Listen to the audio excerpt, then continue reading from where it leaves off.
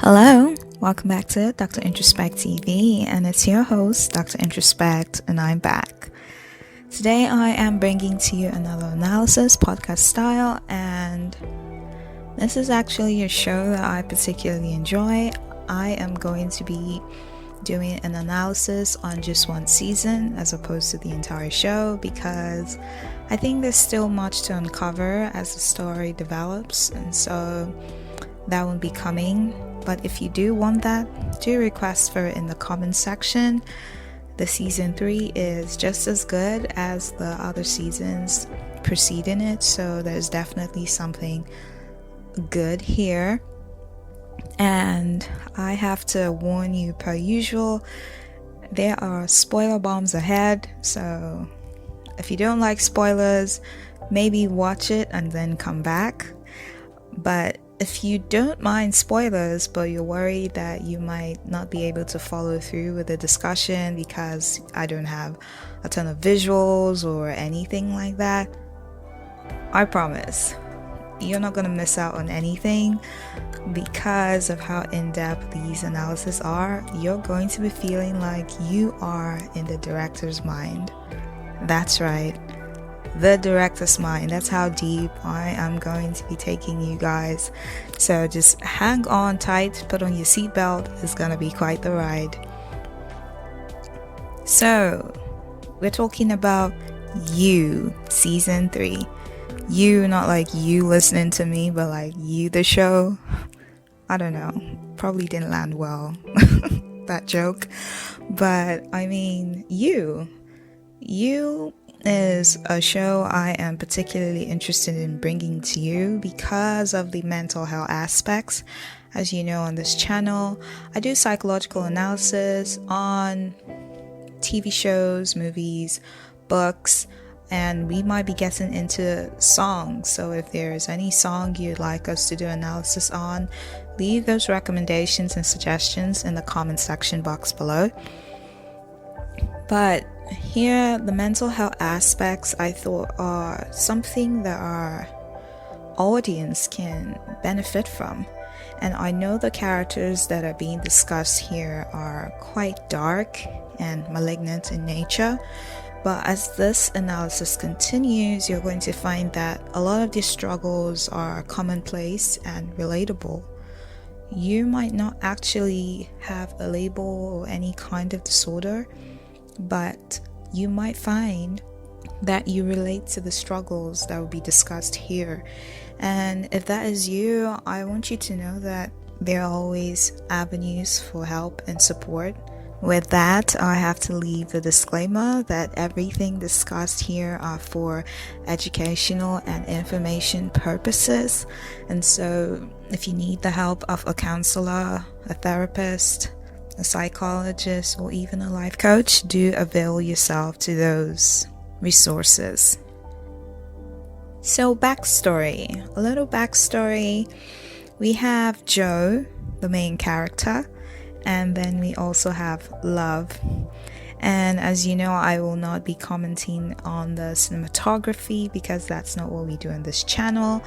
But I have to say, the way this story was written for season 3, I'm sure people were probably thinking You is about to probably turn into the serial killer couple show, and Love and Joe become the 2 stars of the show. But spoiler, Joe is still the star of the show, and in fact, by the end of this season, he kills Love, his wife. So yeah, it's still the Joe show, and we like Joe.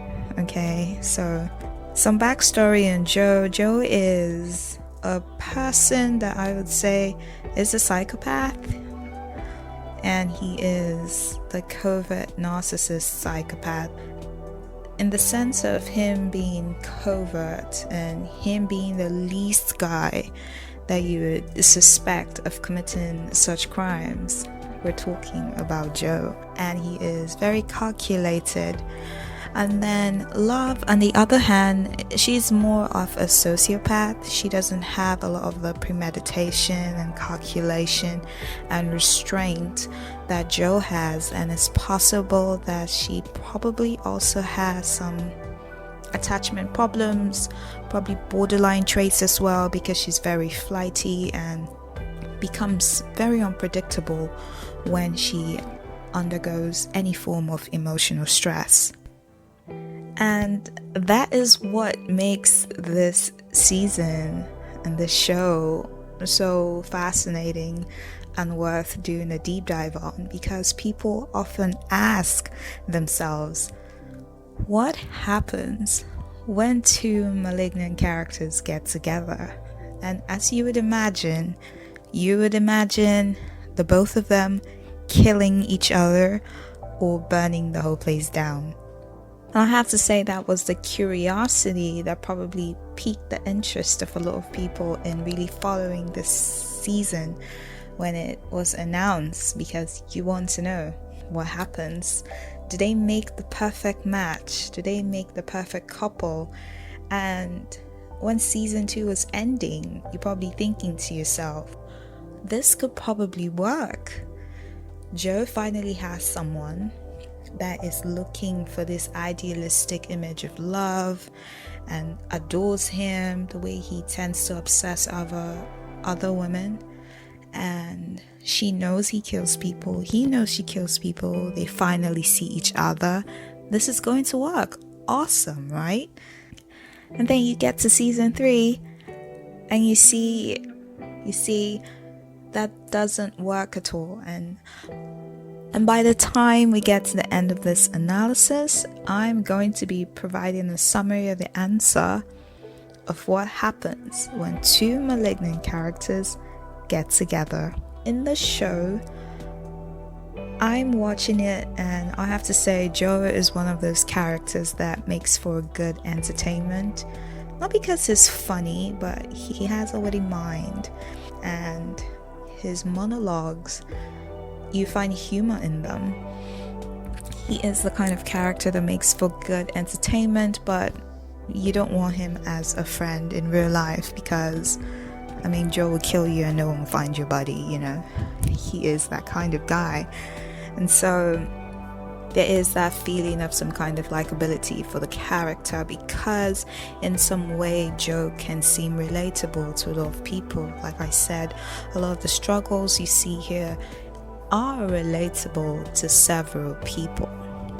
And so Joe and Love are together, and they are a married couple now, and they are trying to do normal. They're trying to live the suburban life of the ideal happy couple, and it's not working because Joe still has his tendencies of obsession for other women, and Love notices that, and then she feels like she's not enough for Joe.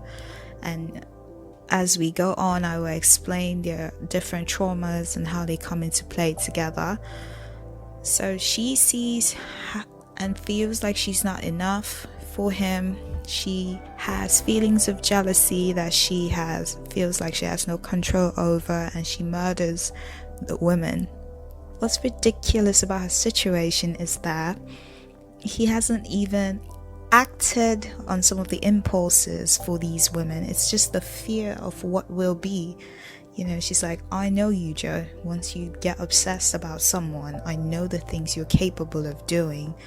And she feels she needs to step in to preempt those things from happening, so she kills the women. And of course, that in itself creates a whole ton of a mess, because she is not coordinated and organized like Joe. Joe is the one that knows where to bury the bodies and they won't get found, and how to go about those kind of things strategically. She's not like that. She's more erratic. And so your marriage turns into this crisis situation, even though it did begin from a crisis situation. And they go to the therapist's office, and you'll see them have this couple problems. Okay, and these couple problems they're having are not necessarily limited to people that have this kind of intense malignant disorders. Most people struggle with feelings of jealousy. Most people struggle with feelings of not feeling like they're enough for their partner. Some people struggle with cheating, and all those things. They're all relatable interrelationship issues. So they go to couples therapy, and you feel a sense of compassion for them. At the same time, it's kind of comical to watch, while you're still feeling compassion for these killers, people that kill people, and their struggles. And the whole therapy thing is kind of funny in the sense that they can't get into as far detail of the things that have happened between them, and so they kind of leave some places blank, and the therapist fills it up herself, or they use other things in the place. Like when Joe is describing how she flew into a rage and killed someone, the woman, he didn't say she killed the woman, he said she broke a vase. So they have to do that kind of dancing at the therapist's office, and you actually see them making strides. And that's one of the things I appreciate about this show and this installment of the season. It's that it is bringing to light mental health aspects, and it's not in a suggestive way. They are literally in a therapist's office confronting their issues, and it's something we've been seeing, and I have commented on, that is a trend that is going on in contemporary entertainment, where they are shedding more light on mental health, really creating scenes that demystify mental health so that people don't see it as this scary thing or this very big thing or anything like that. So I really appreciate that about the show, and you see them actually trying to do the steps, trying to implement the changes, trying to do their homework at home. You see Love trying to speak to him in a less emotionally charged way, trying to be more vocal, trying to improve on their communication skills. These are skills that they did not have. Neither of them had these skills. They weren't nurtured in them as children, and now they're adults and they're lacking these skills. But then again, you have the issue of their disorder, so you see them. They're trying to be normal, and normal is just, it's just not working, and that is what's comical but at the same time tragic about the story. So at the therapist's office, we find that they both share a core wound of abandonment. Abandonment is actually, the fear of abandonment is actually a common shame wound a lot of people struggle with, and it's the thing that drives a lot of the actions that people have. You find that Love is scared that she would be abandoned by the person she loves, and from her childhood you would notice that Love herself didn't really experience that kind of genuine love from her parents growing up. Love's mother especially casts her in a shadow and always puts her down. Her mother also has no boundaries. She's always interfering in her life, and Love ends up being a very codependent adult. She had a codependent relationship with her brother that she ended up murdering in season 2. But it's not just her brother. Every person that comes into Love's life, she forms a codependent attachment to.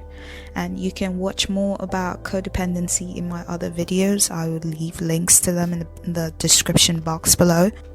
In this codependent relationship, Love derives a sense of self and validation, and everything from outside of herself is completely dependent on this other person, and it's quite a burden to place on someone.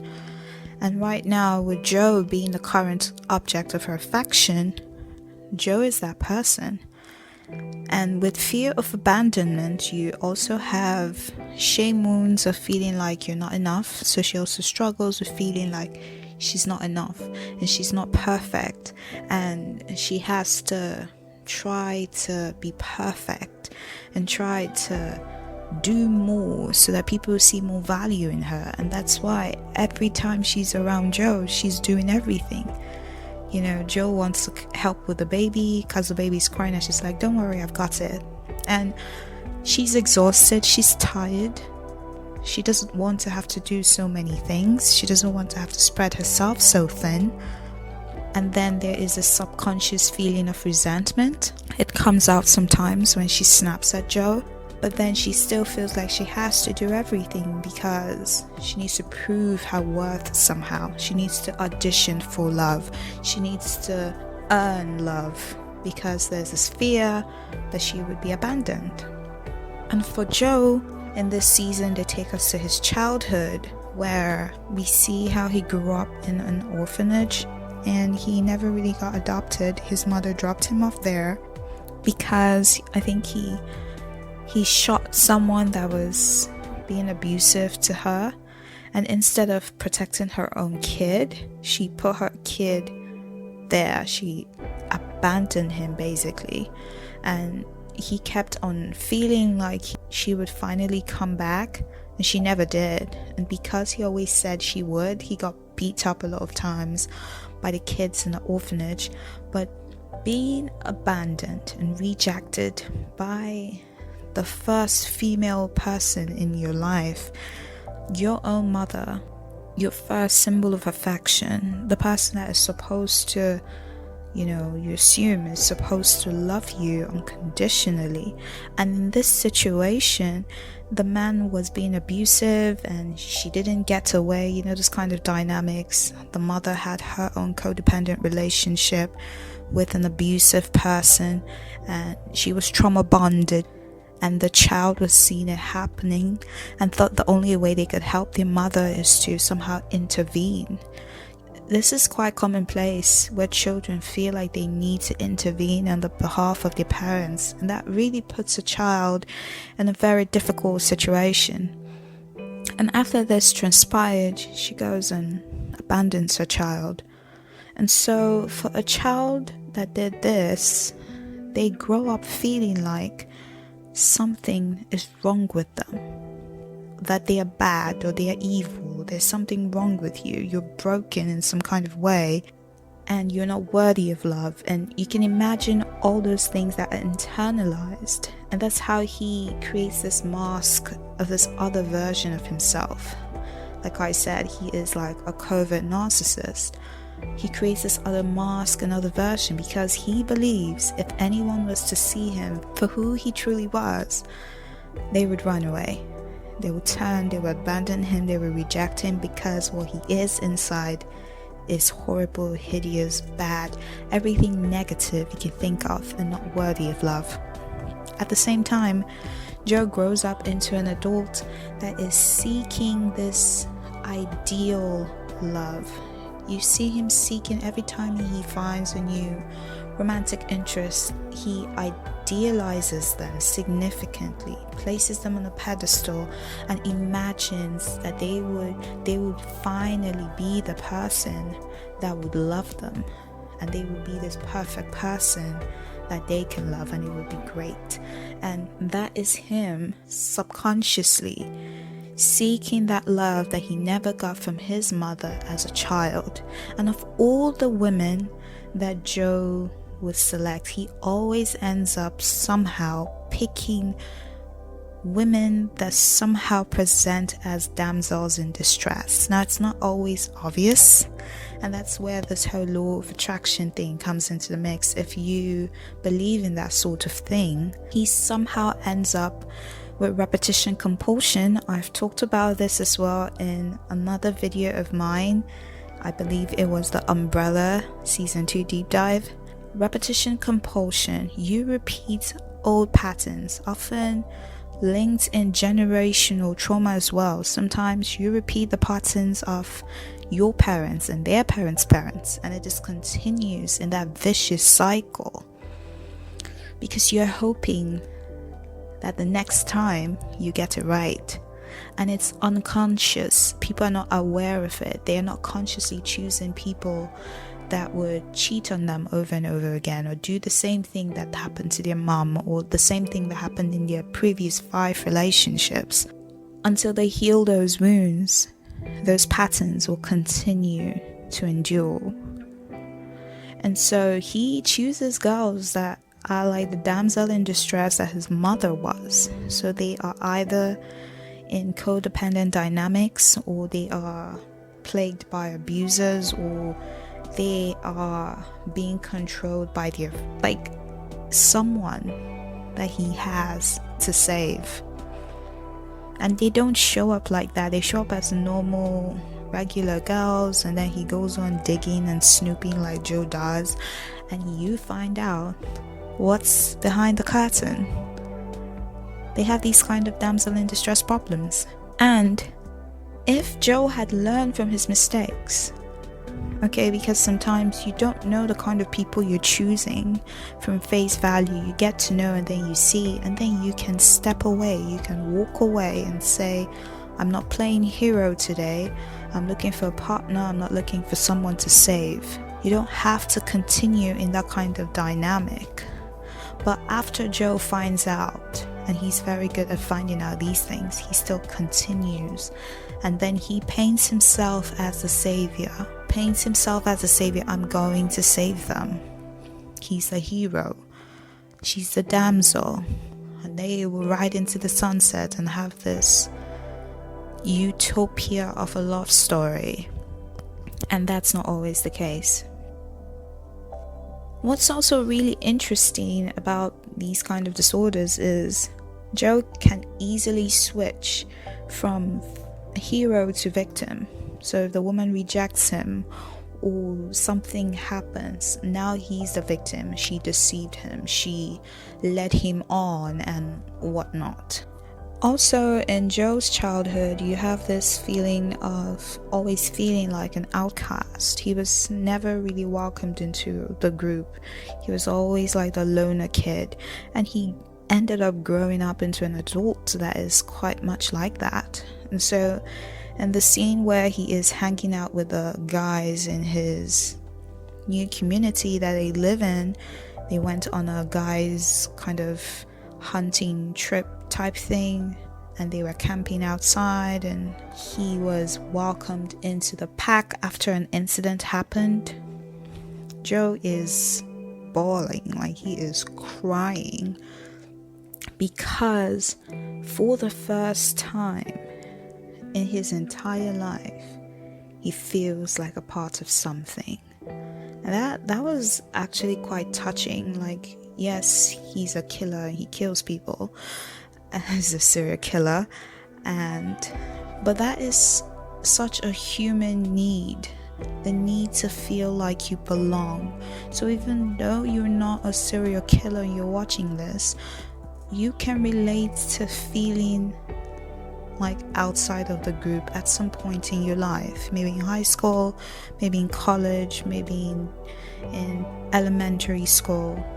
People always want to feel like they belong. It's a core need, and there are possibilities that if Joe had a sense of belonging in his childhood, if he had not been abandoned by his parents, who knows how he would have turned out to be. Who knows the kind of path that he would have actually gone on to live in his life. Now I want to talk about another key area about the show that I thought was so significant and also applicable and transferable to normal everyday life. And so after several therapy sessions, and they became more honest with each other, more communicative, and their relationship kind of seemed to improve. And the key word is seemed to improve, because of the kind of disorder that these two people have, they don't have feelings like empathy. Okay, whatever form of empathy that you see them display, it's all an act, it's not real. They do it because they've probably seen people do it, or they've learned. For example, now in the therapist's office, you don't speak to people this way, you don't reply this way. So they just mimic, or they think they should mimic. And even as they mimic these actions, it's very difficult. It's difficult. The faking it is irritating, and you get that in Joe's monologues when he speaks, and you see that disdain and disgust in his tone with him having to do these things. And it's not just Joe. So we don't get to hear of Love's monologue, but it's quite the same, because they both, psychopaths, sociopaths, they don't have empathy. They don't have these kind of human empathy thing. So they're just mimicking. And what are they mimicking? Because they need it for the common goal. They don't want to get caught. They don't want to go to jail. They don't want to be found out about them being murderers. So they need to make the marriage work. That's the common goal. And so they have to work at being a better wife. She's acting out the part of the good wife, and Joe is trying to act out the part of the good husband. Love is fearful that if she doesn't act out the part of the good wife properly, Joe might kill her and dispose of her and just find a new obsession. Joe is afraid if it doesn't act out the part of a good husband properly, Love, who is more erratic, might just burn the whole place down with both of them in it. And so they seem to become a stable couple. They seem to have learned, and that's why I say the key word is seem. There was no improvement. There was no change. It just seemed like there was. And with that improvement in their communication, in being more vulnerable,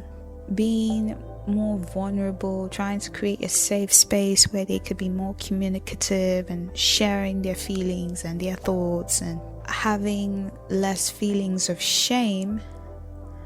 You know what's funny? When they were building that cage-like thing where they put the people before they kill them, that cage thing, I can't remember what it's called, but in the basement of their house where they keep the people that they trap in, for two people that were seemingly trying to trust each other and do this thing together, they had separate keys that they hid in there because they did not trust the other person to not one day lock them in there and then kill them. So they had separate keys they hid in different corners so they could escape if that happened.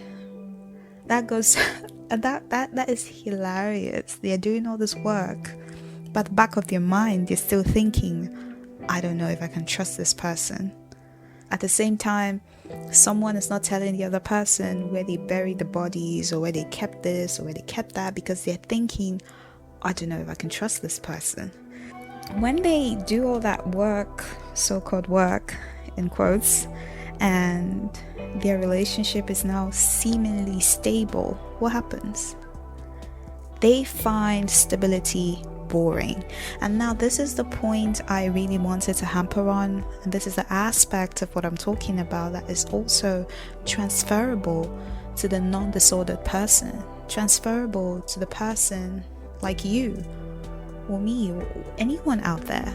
There are a lot of people that are so used to the patterns of highs and lows and cycles of relationships that when they finally enter a relationship that is healthy and stable, they don't know what to do with it. And in my sessions with people, when I coach them, I often say healthy relationships are like a very stable heartbeat, very stable signal. There are no spikes, there are no highs, there are no lows. It's not constantly spinning. And when people have been in roller coaster rides of toxic dynamics, they find the peace and quiet and the chill boring. People that say that their partner checks in on them when he's running late or she's running late. Oh babe, I'm running late, I'll text you when I get here. They find it annoying. They find that reassurance of the other person disgusting. Why is that person telling me? Why is he telling me this? Why is she telling me this? Every time I come home, he's there, she's there. I don't have to be thinking about whether they're cheating on me or they're doing this or they're doing that. They're so transparent. They give me their phone. They're not hiding their passwords. They're not being secretive. Okay, now privacy is different from secrecy. If you want me to make a video distinguishing the two, leave a comment in the comment section below. But essentially, the safety, the peace of mind, the calm, and these are the things that let you know you are in a healthy union of some sort. When your heart feels peace, calm, at rest, like you're home, the way home should feel, not chaotic, that's how you know you have a good one. And when people are so used to tumultuous dynamics, peace and calm becomes unnerving, and that doesn't make sense. Tranquility, peace, calm, it should not be unnerving. It should not be destabilizing, but it does. And you find that it becomes the same for these two people. If you are hearing this and this is you, like I said, don't feel bad, don't beat yourself up. Just get the help you need and start working on those inner wounds. What does Joe do? He starts the secrecy all over again. He starts obsessing over another woman in secret over again, because playing good dad, good husband is boring. Even though it's an act, it's boring. He needs the excitement and thrill, even though he knows that would destabilize things and cause love to snap and probably kill someone and they're back to square one. He does it anyway. And what does love do? Now she's in a stable, seemingly stable situation with Joe. She goes and has an affair with a neighbor's kid. He's not really a kid, he's like in college, he's above 18, but he's still young, and she's having an affair. And she tried to not let it happen, in the sense of seemingly setting boundaries, telling the guy not to hit on her. But then again, you can't argue that she was really setting boundaries, because even though she tells him, stop, don't do that again, she still continues to entertain him. She still continues to entertain his advances, always being there picking him up. And then her mother comments on her liking to play the healer or fixer to broken birds, or just always feeling good when she has people that depend on her or need her. And that is that codependency thing. In this relationship she has with Joe, their therapist was also encouraging them to individuate. So you, Joe, you have your life independent, your own friends. You have your life independent of your own friends, okay? This other person should not be the source of your everything, and things like that. And what does she do? She goes outside and finds someone else that she feels she can play mommy to. She can play helper to, which is not so different from Joe wanting to play savior and hero to someone else. So you can see in a way they are both like two sides of the same coin. They are mirroring each other in many ways, mirroring each other's wounds. They are literally looking into each other's eyes and seeing themselves. And part of the reasons why Joe cannot get himself to love and just accept her and say, okay, you know what, she sees me for who I am, is because he sees himself in love. She's not perfect, I'm not perfect. I see myself in her, and I see myself as an ugly thing, therefore she's an ugly thing, and I cannot love myself, therefore I cannot love her. So just think about that. Just think about how twisted that is, how complicated that is.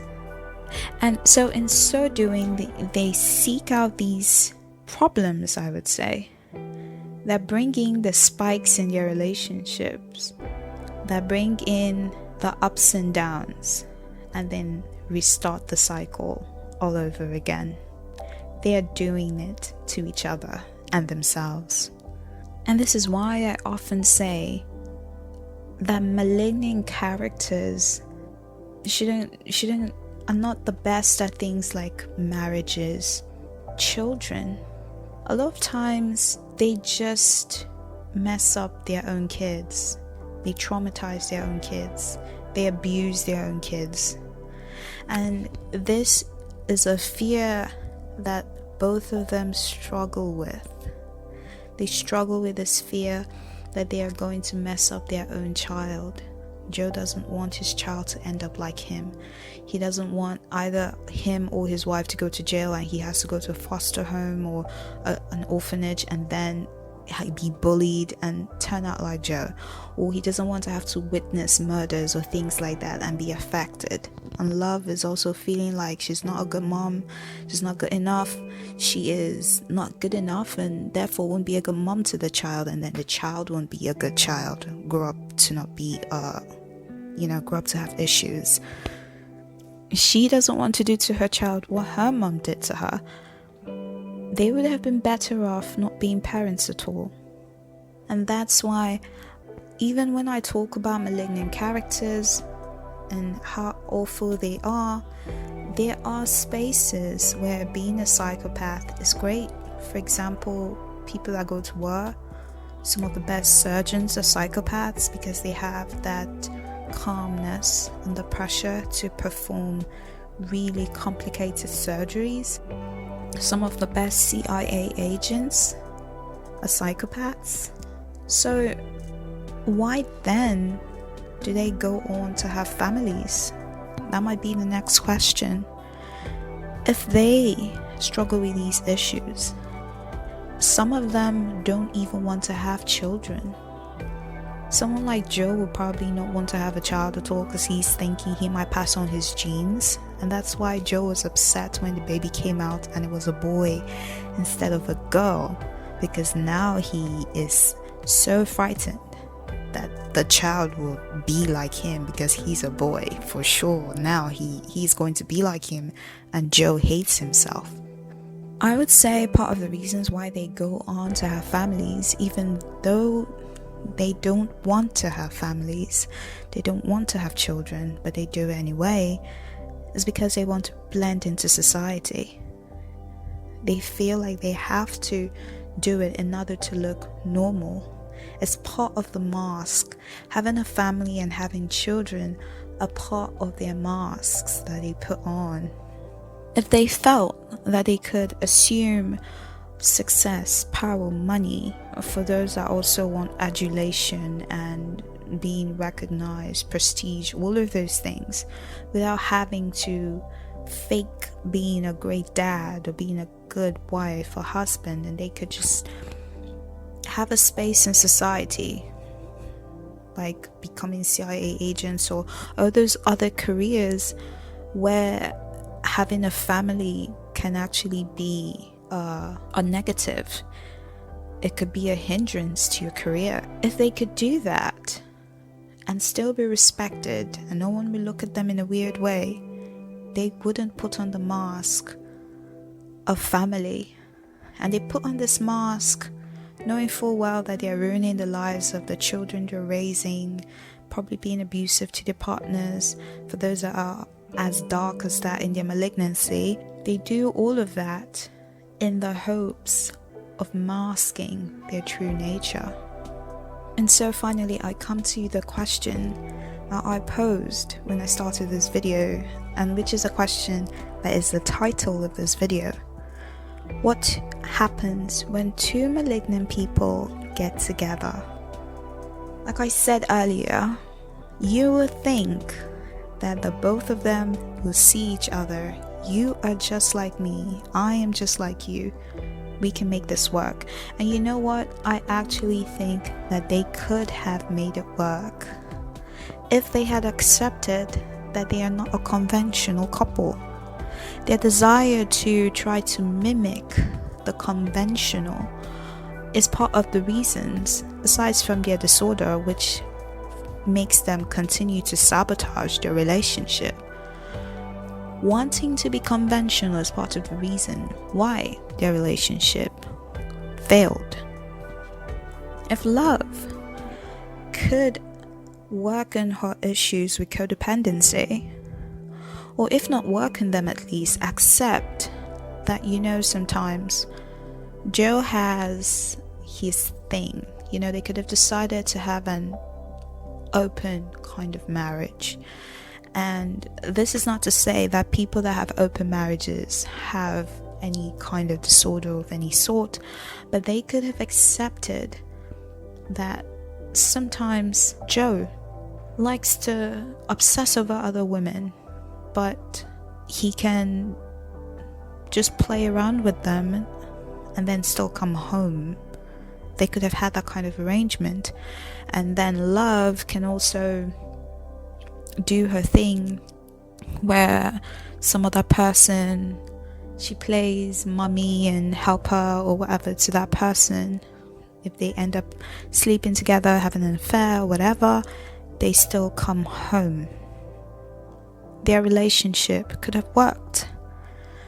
I say this because the other couple, there was a interracial couple that also had some narcissistic tendencies. The wife, the lady there, mother of the twins, she had narcissistic tendencies of her own. I believe her name was Shalita Grant, the mom influencer that had twins. She and her husband were in an open marriage and it was working for them. So they could have tried it, and they actually did try the open marriage thing. But love snapped when she discovered that he had a new obsession. So love can't even handle the thought of Joe thinking about another woman. Just him thinking about another woman. And I'm not saying it's a good thing or a bad thing, but him thinking about another woman is enough for love to go and murder that person. That's how deep her abandonment wounds go. If they could have accepted and created an unconventional space for themselves while also working on their issues, they probably could have worked. But because of their malignant nature, because of their disorders and how dark these disorders they have are, it would have been difficult to establish boundaries for the unconventional relationship. So let's say love said, fine, you like to have your obsession, you can have your obsession and research and look and fantasize and jerk off to as many women as you want, just don't sleep with them. That's a boundary. And these people have issues with boundaries. There's people that have these disorders, and that's why they cheat. It's not often because they cannot control their sexual urges or anything like that. It's that you are creating a boundary for the relationship. They don't have to answer to you, and they don't have to uphold that boundary. So whichever line that you draw, they would always cross. So if she said that, then he would have gone on to sleep with those women. And if she said, okay, you can sleep with them, but you can't run away with them, then he would have run away with them. You see what I'm saying? He would have transgressed and violated the boundary at some point, because that is part of his disorder. He is sick. And for love, the same would have happened. And love's situation is so frustrating in the sense that while love cannot stand the thought of Joe thinking about another woman sexually, fantasizing about another woman, she's okay with having an affair. And that makes no sense, because you would expect, rationally speaking, that if someone is not okay with, if someone is not okay with being cheated on, then they will not cheat on someone, right? The logic, it makes sense. And if their fears are so extreme that just the thought is enough to trigger the wound, then they wouldn't even do what they're doing. But then she has this affair. She pretends that she's doing it to keep the guy in line with them for future purposes. But it's more than that, and Joe knows. And you can see them playing the game where Joe knows that she's cheating on him, but he's going to pretend and act like he still cares about the marriage so that she doesn't suspect that he's cheating on her and kills the both of them. Don't you find it fascinating? I find that fascinating, and that is going to segue into the answer to the question I often get from some of you guys and some of the people I work with. What happens when two malignant people get together? Your answer is in this show, and I have pretty much explained a lot of it. It doesn't work. It doesn't work. Now, a couple where it does work is the show House of Cards, and I will be doing an analysis on that one soon. And that's because they have a mutual goal in mind. But even then, it's more likely not to work. And that's why they don't date themselves. That's why they don't marry themselves. My clients come to me asking me, when I'm coaching them, why do they hurt us? Why do they do this to us? Why do they choose good people and hurt them? Because if they chose someone that is just like them, it wouldn't work. If they chose someone just like them, they'd always have to be looking over their shoulder, like you saw in the show. You can't trust the other person. You're always going to be suspecting the other person. You're always going to be having plan A, plan B, plan C, preparing for when you can be killed, murdered, backup plans. And you saw that happen when they tried to outfox themselves towards the end, of which love lost out in the end because Joe, the main star of the show, kills her and succeeds in turning the whole story in his favor and getting away. That, my dear friends, is the reason why malignant characters don't date malignant characters. Lions don't hunt lions. They hunt sheep. Not because the sheep is dumb or the sheep is weak, but the sheep is less threatening. Predators do not mingle with other predators. They don't marry other predators. They don't want to be hunted themselves. So they go for the people out there, the good people, the people that see the good in others, the people that have the best intentions for people and expect the best from other people. The naive, the wide-eyed, the bright-eyed, the optimist. You can think about any of those words, and in short, someone that is not like them. And so I come to the end of this analysis. I hope that you are able to take away some key lessons from the story. I always seek to shed light on mental health concepts, demystify these issues, how people see themselves in these stories, and areas that they can identify within themselves for personal growth. And if you know a Joe Goldberg in real life, you know what to do. I mean, I don't need to tell you at this point. And if you know a love, yeah, be very careful. I don't need to tell you at this point. As always, like, comment in this video, and share this video, add it to a playlist if you enjoyed it. Share it to someone. Valuable lessons in there. And until next time, I love you. Love yourselves too. Bye.